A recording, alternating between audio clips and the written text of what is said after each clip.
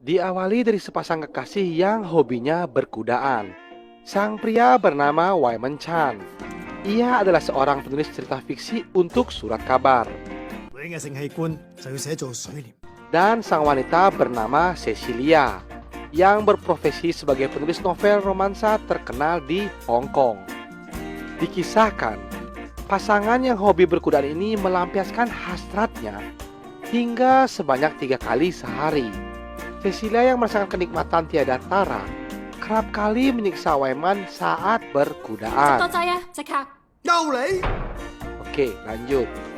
Di pagi yang cerah, tiba-tiba Waiman mendapatkan telepon dari sahabatnya untuk membicarakan masalah penting mengenai berkembangnya kemajuan internet saat ini, sehingga orang-orang lebih cenderung membaca suatu berita dan informasi secara online. Hal tersebut tentu memberi dampak negatif bagi Waiman yang berprofesi sebagai penulis. Yang lalu, sampailah Waiman di toko kaset milik sahabatnya. Di sana Waiman mendapatkan bisikan goib. Bagaimana jika mereka beralih profesi sebagai produser pembuatan film? Mendengar ide cemerlang dari Waiman, tentu hal tersebut disambut baik oleh teman lainnya. Pucuk dicinta ulang pun tiba. Ternyata sahabatnya memiliki kenalan produser pembuat film terkenal di Jepang. Tak sampai di situ, secara tiba-tiba seorang pria gembrot datang menawarkan diri untuk menjadi investor pertama mereka. Dan mereka pun bersepakat berangkat ke Jepang. Secepat kilat, mereka sudah berada di negeri Sakura.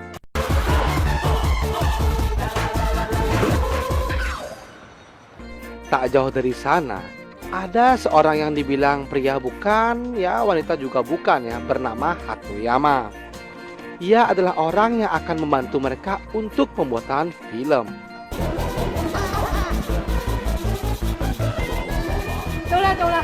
Yang lalu, mereka diajak ke sebuah penginapan untuk beristirahat sejenak. Akan tetapi, mereka sedikit kecewa karena melihat kamar yang begitu kecil dan sempit.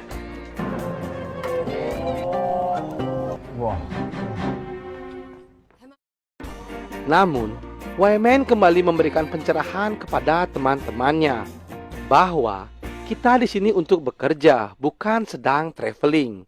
Sontak memberikan semangat baru bagi sahabatnya, sungguh luar biasa. Singkat cerita, mereka telah dibawa ke tempat syuting. Di sana mereka begitu takjub karena selama ini mereka hanya bisa melihatnya di sebuah film. Namun, saat ini mereka bisa melihat film itu secara langsung. Tak lama kemudian, datanglah sang aktris manis nan menawan bernama Yui Tatsumi. Syuting pun dimulai.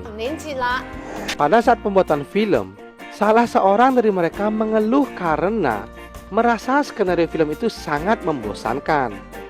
Mendengar perkataan mereka, ternyata sang aktor pun merasa tersungging dan pergi meninggalkan lokasi syuting. Karena terdesak waktu, lalu sang aktris itu mengusulkan mengapa tidak di antara mereka menggantikan posisi sang aktor untuk memerani film kali ini. Mendengar usulan dari sang aktris, lalu mereka berunding untuk menentukan siapa yang akan menggantikan posisi tersebut.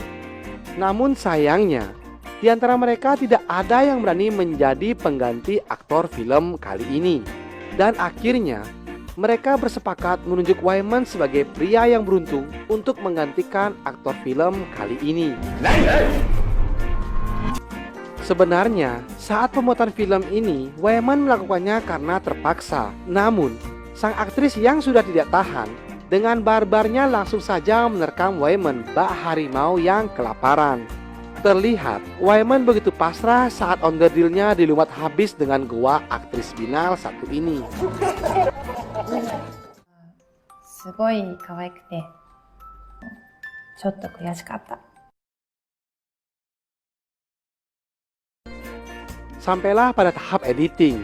Waiman begitu cemas akan videonya karena ia takut jika sampai keluarga dan tunangannya tahu bahwa ia adalah pemeran film tersebut. Tamatlah dia. Karena begitu cemas, lalu Waemon dengan Hatoyama pergi nongki sejenak. Di sana Waemon tersadar bahwa menjadi seorang aktor film tidak semudah yang ia bayangkan. Usut punya usut, ternyata Hatoyama ini berasal dari Hong Kong. Dijelaskan bahwa maksud Hatoyama menetap di Jepang karena menunggu pujaan hatinya. Dan lalu Waemon pun bergegas untuk pulang. Secepat kilat Waemon sudah berada di rumahnya. Tiba-tiba HP Waemon pun berdering. Tak butuh waktu lama, ternyata film yang dibintanginya sudah viral seantero negeri Sakura.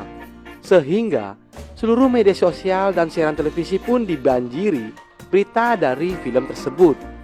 Hal yang dicemaskannya pun menjadi kenyataan. Seluruh anggota keluarga dan juga Cecilia pun mengetahui jika Waemon menjadi aktor dalam film Hulknut tersebut.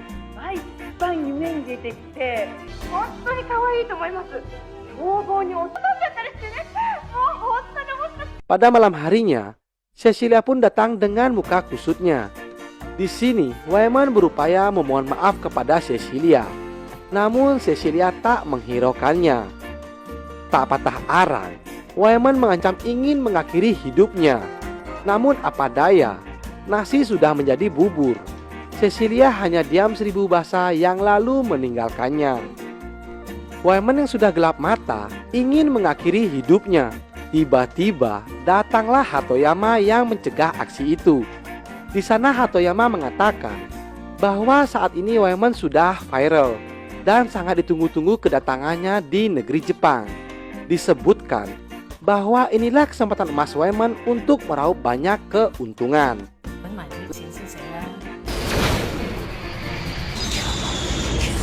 Terlihat Waemon sangat digandrungi para gadis di negeri Sakura, dan juga para fans memberinya julukan sebagai Mario Ojawa. Tak lama kemudian, Waemon berkata kepada Hatoyama bahwa dirinya khawatir jika di film selanjutnya Waemon tidak dapat memuaskan keinginan para fansnya.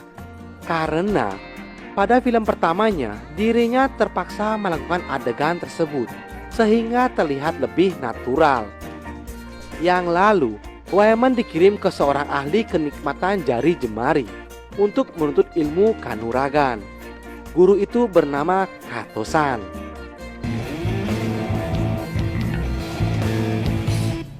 Terlihat kemampuan guru ini sungguh di luar nalar.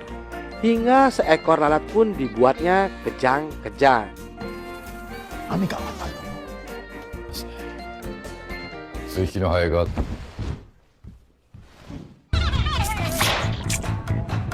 Dan Waemon pun memulai pelatihannya.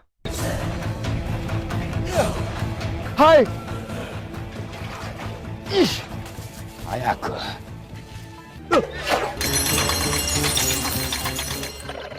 Dan akhirnya Waemon pun menguasai jurus jari jemari dan lalu berpamitan kepada guru besarnya.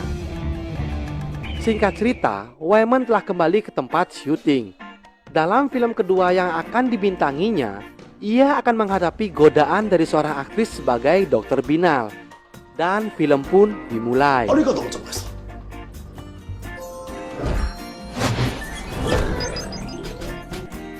Terlihat saat syuting permainan Waemon pun sudah matang dan natural.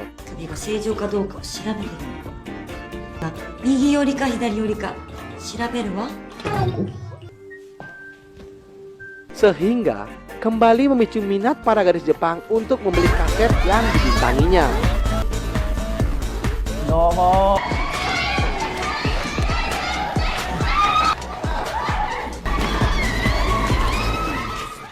Tak sampai di situ, Waemon yang sudah merasakan nikmatnya sebagai pemeran aktor film rela melakukan hal yang lebih gila.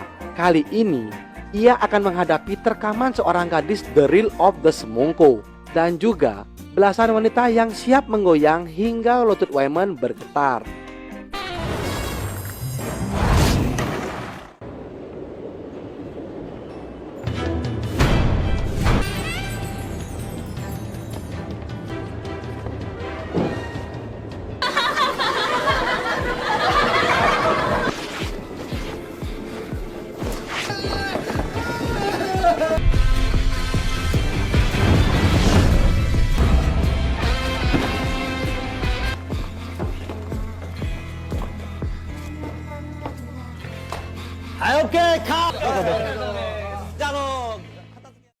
Pada esok harinya, Waeman yang masih terngiang-ngiang dengan Cecilia mencoba menghubungi dan mengirimkannya barang yang mahal.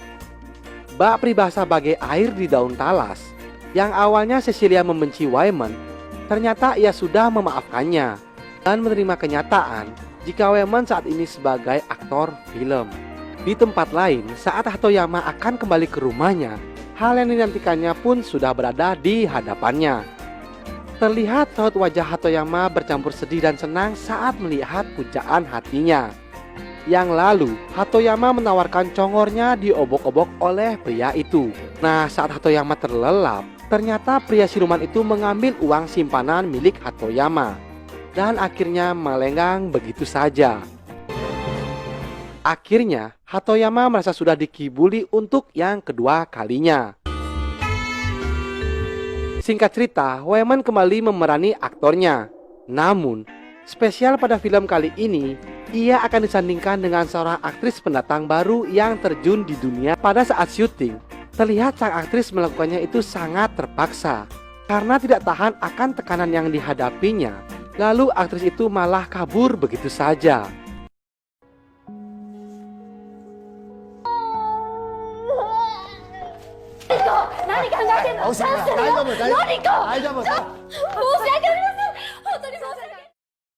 Merasa ada yang janggal, Waeman lantas mengejar gadis satu ini.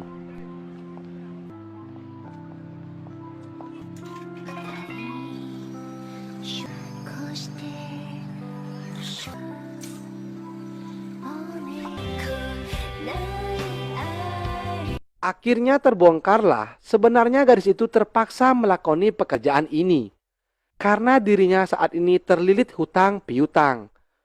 Waeman yang merasa iba lalu berjanji akan memberikan uang kepadanya. Ternyata dari scenes ini Waeman telah jatuh hati kepada gadis satu ini.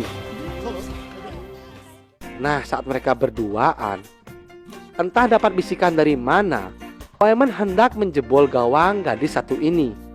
Namun, tiba-tiba datanglah sang mantan Cecilia. Dengan muka kusutnya, Cecilia kembali diterpa cobaan bahwa Waeman telah main gila dengan gadis muda belia. Yang lalu, dengan memberikan kehangatan goanya, Cecilia membuktikan bahwa ia masih pantas menjadi gadis nomor satu di hati Waeman. Secepat kilat Cecilia sudah berada di Hong Kong dan sedang menghadiri jumpa pers untuk mengatakan sebuah pernyataan bahwa Waeman bukanlah tunangannya. 話你同呢個小澤出嚴正聲明，我同呢個小澤馬里奧係已經劃清界線，係因為佢嘅所作所為令我極度討厭非。 Sesudah Cecilia mengungkapkan perkataannya itu, disambungkanlah kepada Waeman. Ternyata Waeman saat itu sudah berada di studio tersebut. Dengan berat hati, akhirnya Waeman mengatakan bahwa Cecilia hanya mementingkan materi saja. Dan Waeman pun memutuskan untuk berpisah dengan Cecilia. Namun, saat akan berpisah, tiba-tiba Cecilia berlari dan langsung menyikat bola bekel milik Waeman.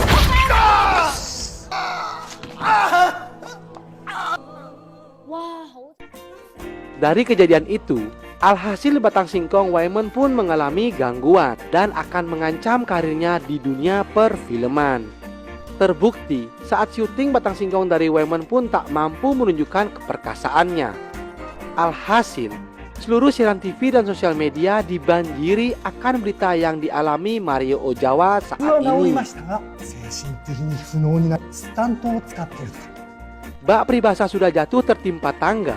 Ternyata kesempatan ini dimanfaatkan dengan baik oleh seorang pria yang ikut menjadi seorang aktor film, tentu untuk menjatuhkan nama baik dari Waeman. Dan pria itu bernama Naoki Nagasaki.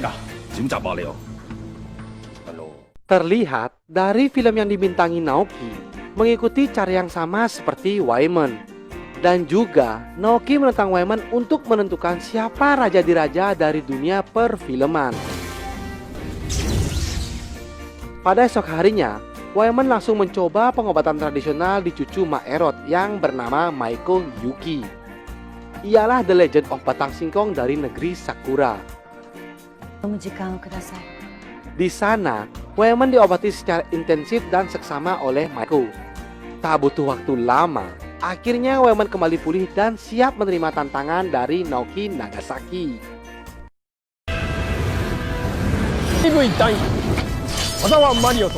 Singkat cerita, pertarungan Mario Ozawa dengan Naoki Nagasaki pun dimulai. Dari pertarungan kali ini, akan dinilai film siapa yang akan lebih banyak terjual di pasaran. Dan juga pertarungan mereka akan dinilai oleh sang guru besar Kato-san. Di film Naoki Nagasaki mengambil topik